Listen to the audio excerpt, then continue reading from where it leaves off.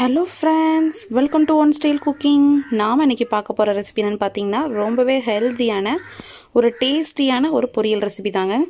இது என்ன காய் பயன்படுத்தி நம்ம பொரியல் பண்ணிருக்கோம்னா நூல்கோல் அதாவது turnip சொல்லுவாங்க. இது பாத்தீங்கன்னா ரொம்பவே ஹெல்த் பெனிஃபிட் உள்ள ஒரு வெஜிடபிள்ஸ். சோ இத வச்சு நம்ம எப்படி க்ளீன் பண்ணி எப்படி பொரியல்லாம் செய்யலாம்ங்கறத பார்க்கலாம். வாங்க வீடியோக்குள்ள போகலாம். வீடியோக்குள்ள போறதுக்கு முன்னாடி கீழ உள்ள ரெட் கலர் subscribe பட்டனை கிளிக் பண்ணுங்க. கூடவே பக்கத்துல உள்ள பெல் ஐகானையும் கிளிக் பண்ணுங்க. அப்பதான் நான் போடுற வீடியோ எல்லாமே உடனுக்குடன் உங்களுக்கு தெரிய வரும். வாங்க இப்போ வீடியோக்குள்ள போலாம்.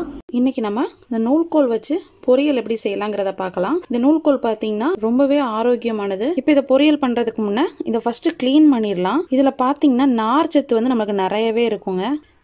இதுல மேல உள்ள அந்த தளிரெல்லாம் நல்லா பிச்சிருங்க. பிச்சிட்டு நல்லா நம்ம தோலை வந்து நல்லா சீவி கட் பண்ணி எடுத்துக்கலாம். பாருங்க தோலெல்லாம் நீக்கிட்டு நல்லா கட் பண்ணி வச்சிருக்கேன்.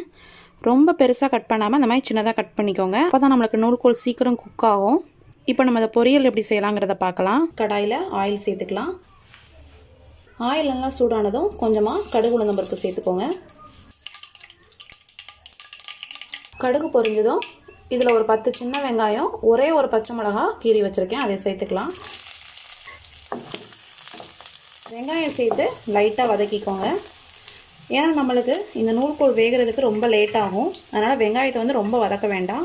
இது கூட கொஞ்சம் கருவேப்பிலையும் சேர்த்து நல்லா மிக்ஸ் பண்ணிக்கோங்க. இப்போ வெங்காயம் லைட்டாக வதங்கினதும் நம்ம கட் பண்ணி வச்சுருந்த நூல்கோல் சேர்த்துடலாம். இது வந்து ஒரு 400 கிராம் அளவு இருக்கும். ஃபஸ்ட்டு இதை ஆயிலையே நல்லா மிக்ஸ் பண்ணிக்கலாம். இந்த நூல்கோல் வந்து மற்ற கிழங்கு மாதிரி சீக்கிரம் வெந்துடாது. இது வதங்குறதுக்கு கொஞ்சம் லேட் ஆகும், ஒரு 10 நிமிஷம் ஆகும். நார்ச்சத்து அதிகம் இருக்கிறதுனால எல்லாருமே சாப்பிட்லாம். முக்கியமாக சுகர் பேஷண்ட்ஸ் நல்லாவே சாப்பிட்லாம். இப்போ வந்து இது நல்லா எண்ணெயில் மிக்ஸ் பண்ணியாச்சு.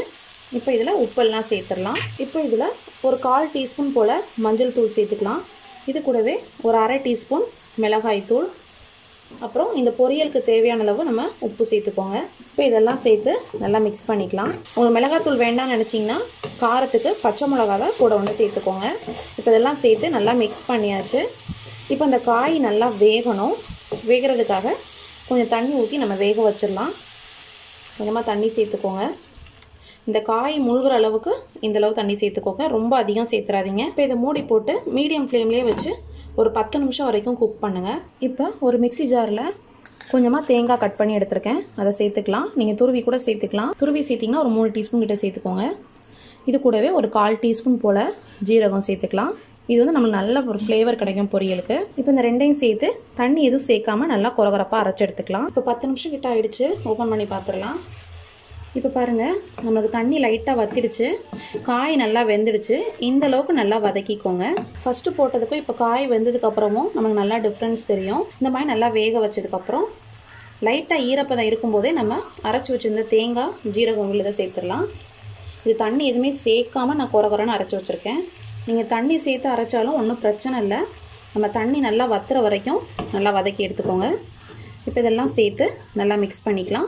உங்களுக்கு உப்பு பத்தலைன்னு நினச்சிங்கன்னா கொஞ்சம் சேர்த்துக்கோங்க. இப்போ தேங்காய் எல்லாம் சேர்த்து நல்லா மிக்ஸ் பண்ணியாச்சு. இந்த பொரியல் பார்த்திங்கன்னா ஹார்ட் பேஷண்ட்ஸ் கூட சாப்பிட்லாம். ரொம்ப ஹெல்த்தியான ரெசிபி. கேன்சர் கூட வராமல் தடுக்கிறதுக்கு இந்த நூல்கோலுக்கு வந்து பங்கு இருக்குது. அதனால் இந்த காய் கிடச்சிதுன்னா கண்டிப்பாக வாங்கி இந்த மாதிரி செஞ்சு பாருங்கள். இப்போ பாருங்கள் உங்களுக்கு ஈரப்பதம் எல்லாமே நல்லா வத்திடுச்சு, நல்லா ட்ரை ஆகிடுச்சு. இப்போ நம்ம அடுப்பை ஆஃப் பண்ணிடலாம்.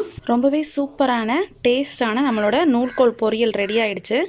கண்டிப்பாக அந்த ரெசிபி நீங்களும் உங்கள் வீட்டில் ட்ரை பண்ணி பாருங்கள். இந்த ரெசிபி பிடிச்சிருந்துச்சுன்னா நம்ம சேனலை லைக் பண்ணுங்கள், ஷேர் பண்ணுங்கள், சப்ஸ்கிரைப் பண்ணுங்கள், மறக்காமல் கமெண்ட் பண்ணுங்கள். தேங்க்யூ.